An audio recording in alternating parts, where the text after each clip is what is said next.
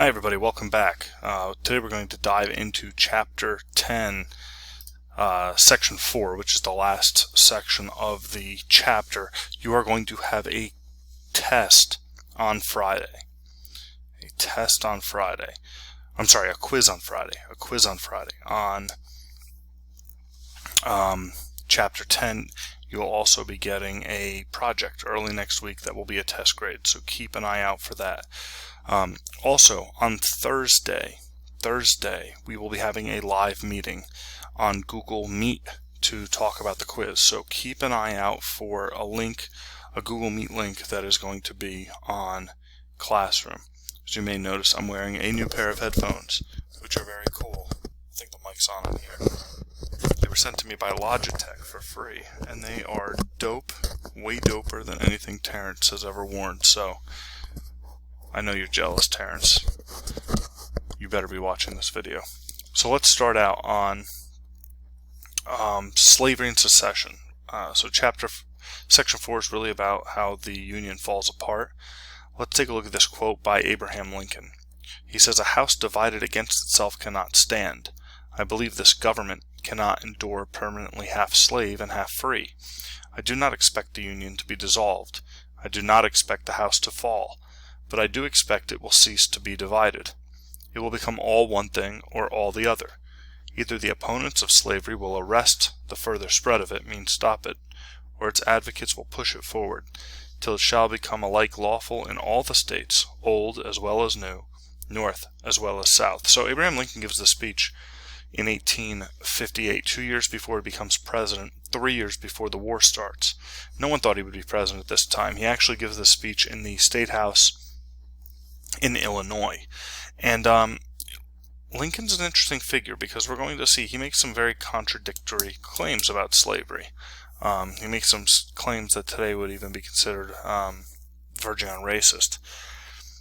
But he is an opponent of the spread of slavery from day one. If we look here, this famous line, it's called the House Divided speech. "A house divided against itself cannot stand." Here Lincoln is actually quoting the Bible. He's quoting from the Gospel of Matthew, where Jesus says, "A house divided against itself cannot stand." Basically meaning you can't be fighting against yourself and expect your cause to succeed. And what Lincoln is saying here is that the Union cannot stay forever half slave and half free. It has to either become a slave country, north to south, west coast to east coast, or it needs to become free. So we're going to see how statements like this are what push many Southerners to see him as a dangerous figure.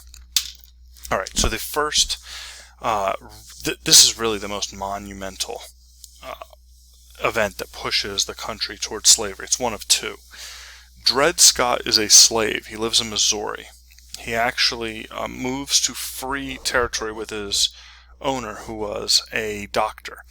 And this doctor was... What did I just do? Did I just mute myself?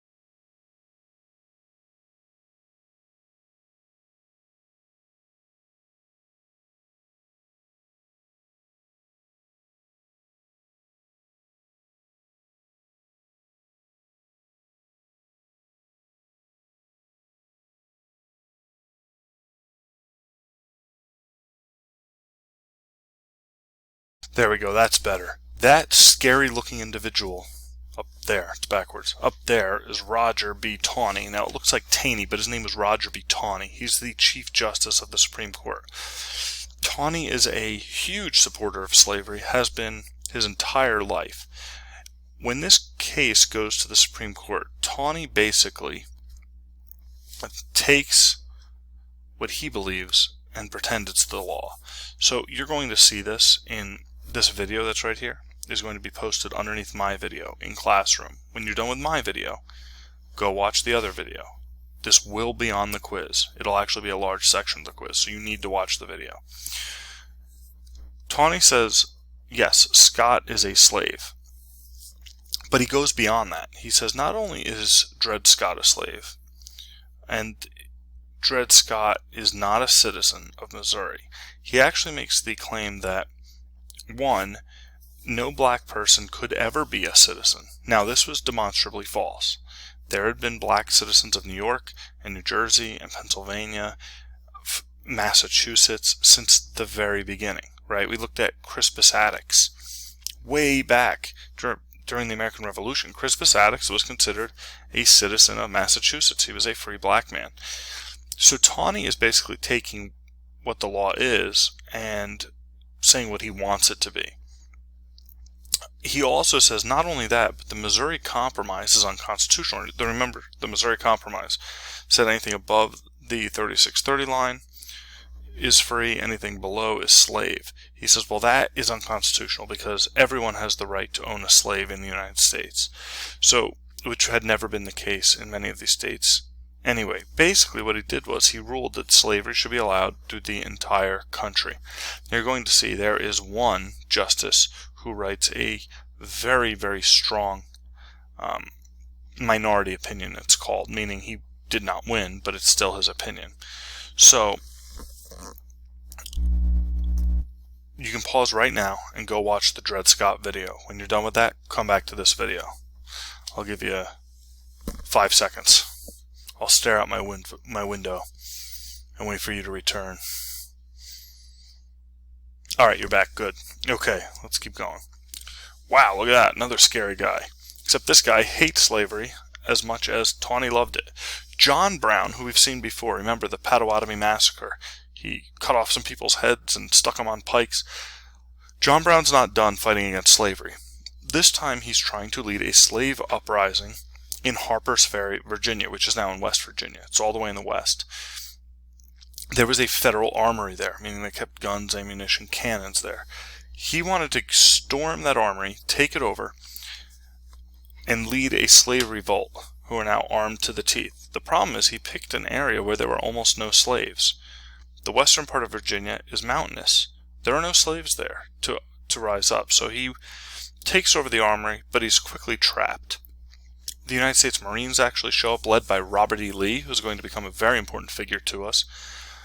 John Brown is captured and hanged, but he becomes a martyr in the North to abolitionists, not to all Northerners, but to abolitionists. There's actually a song about him called "John Brown's Body Lies a Mouldering in the Grave." Mouldering means rotting. And it actually becomes the battle hymn of the Republic. You'll see both of these in a video we're going to watch later on. Southerners think he's part of a northern conspiracy to prompt slave uprisings all over the country. This and the Dred Scott decision are the two moments where there is a realization that there's going to be violence across the country, that the country will not be able to stay together. In the election of 1860, Abraham Lincoln becomes the Republican nominee. Now, this is unexpected. Everyone thought a guy by the name of William Seward would have been the nominee. He was a senator from New York. He was well-funded, well-liked, well-known. But there were actually 4 Republicans trying to get the nomination, 5 if you include Lincoln. And Lincoln was basically seen as the most moderate. All 4 of the other, most Republicans looked at the other 4 and said, well, I can't agree on any of them. I can settle on Abraham Lincoln, and that's what they did. The Democrats splinter. Northern Democrats go with a guy named Stephen Douglas. Stephen Douglas. He is from Illinois. He actually beat Abraham Lincoln for the Senate seat. He is the one who keeps putting forth this popular sovereignty idea that we saw in the Kansas-Nebraska Acts. He'll only win one state, and he'll get a couple votes from New Jersey. So Abraham Lincoln did not win New Jersey outright. Very good New Jersey. Southern Democrats, who really support the spread of slavery and want to leave the Union are going to vote for a man by the name of John C. Breckinridge. You can see he won most of the South. The three northernmost states, Virginia, Kentucky, that'll actually stay in the Union, and Tennessee, vote for John Bell, who was part of what's called the Constitutional Union Party. He still wanted to stay in the Union, but they also wanted slavery. Lincoln wins. Now, Lincoln only got about 39% of the vote, but he wins the entire North, and he wins the presidency. Immediately, South Carolina declares itself to be independent from the Union. It secedes from the Union. Florida and Mississippi quickly join South Carolina, and then you get Alabama, Georgia, Louisiana, and Texas all leave the Union. Basically what we consider the Deep South. The states formed a new country called the Confederate States of America. They basically wrote a new constitution based on our constitution, but the states had way more power, and they elect Jefferson Davis as their president. He is a senator from Mississippi. We will look more at this next week. So today, watch this video, watch the Dred Scott video. We will have our live meeting tomorrow, Thursday. Look for that, and then Friday we will have a quiz.